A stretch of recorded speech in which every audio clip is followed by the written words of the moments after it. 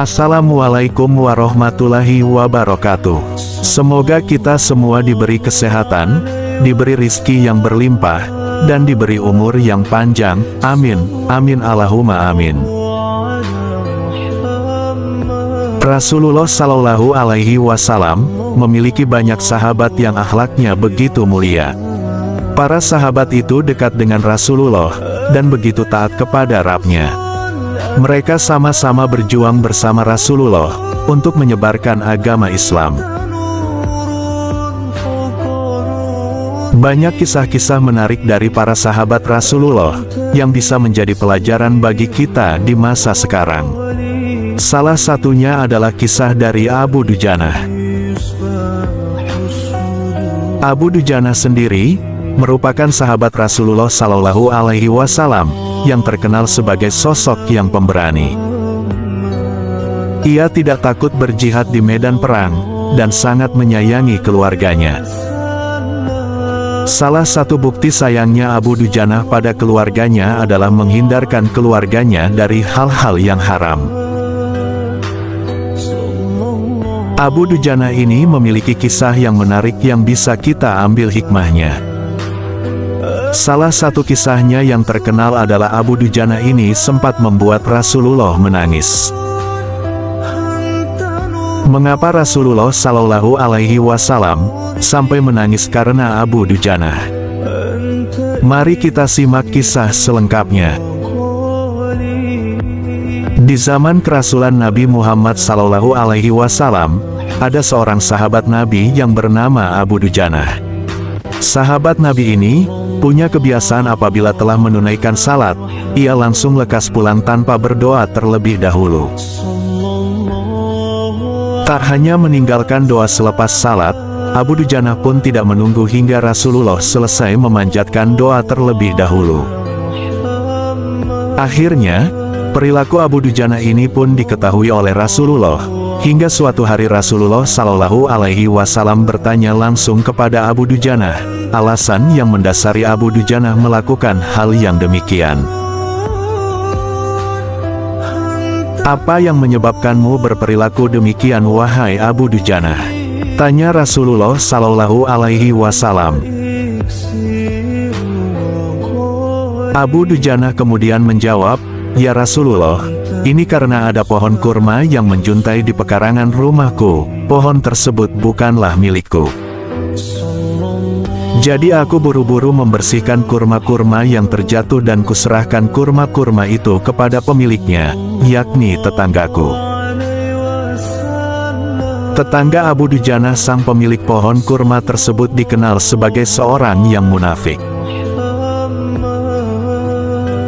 Abu Dujanah lalu melanjutkan kata-katanya, aku melakukannya tanpa sedikit pun diberi dan mengharapkan imbalan. Hal ini aku lakukan agar anak-anakku tidak memakan kurma tersebut karena kurma itu tidak halal untukku dan keluargaku. Tetapi, suatu ketika aku jumpai anakku sudah lebih dahulu bangun dan kulihat dia tengah memakan kurma tersebut. Sehingga, aku datangi anakku dan lekas aku masukkan tanganku ke mulutnya, agar bisa mengeluarkan kurma tersebut. Namun karena terlalu kencang, anakku menangis berlinangan air mata. Begitulah ya Rasulullah, jelas Abu Dujanah. Mendengar penjelasan Abu Dujanah tersebut, Rasulullah pun seketika menangis. Rasulullah Shallallahu Alaihi Wasallam kemudian memanggil tetangga Abu Dujanah. Lalu, terjadilah perbincangan antara Rasulullah dengan tetangga Abu Dujanah yang terkenal sebagai tokoh yang munafik. Maukah jika aku minta kamu menjual pohon kurma yang kamu miliki itu, aku akan membelinya dengan 10 kali lipat dari harga pohon kurma itu. Pohonnya terbuat dari batu zamrud berwarna biru, disirami dengan emas merah, tangkainya dari mutiara putih. Di situ tersedia bidadari yang cantik jelita sesuai dengan hitungan buah kurma yang ada. Begitu tawaran Nabi Muhammad Sallallahu Alaihi Wasallam kepada tetangga Abu Dujanah. Namun, tetangga Abu Dujanah yang dikenal sebagai pedagang yang munafik itu menolak mentah-mentah tawaran Rasulullah. Aku tak pernah berdagang dengan memakai sistem jatuh tempo. Aku tidak mau menjual apapun, kecuali dengan uang kontan, dan tidak pakai janji, jawab tetangga Abu Dujanah. Saat perbincangan antara Rasulullah dengan tetangga Abu Dujanah berlangsung, tiba-tiba, Sayyidina Abu Bakar As-Siddiq datang. Ia kemudian berkata, "Ya sudah, aku beli dengan 10 kali lipat dari harga kurma yang paling bagus di kota ini." Mendengar tawaran Abu Bakar radhiyallahu anhu, tetangga Abu Dujanah pun kegirangan.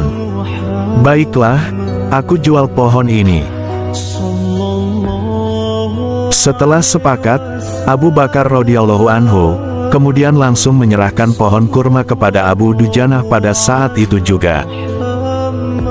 Rasulullah Shallallahu Alaihi Wasallam lalu berkata, "Hai Abu Bakar, aku yang menanggung gantinya untukmu," ucap Rasulullah Shallallahu Alaihi Wasallam.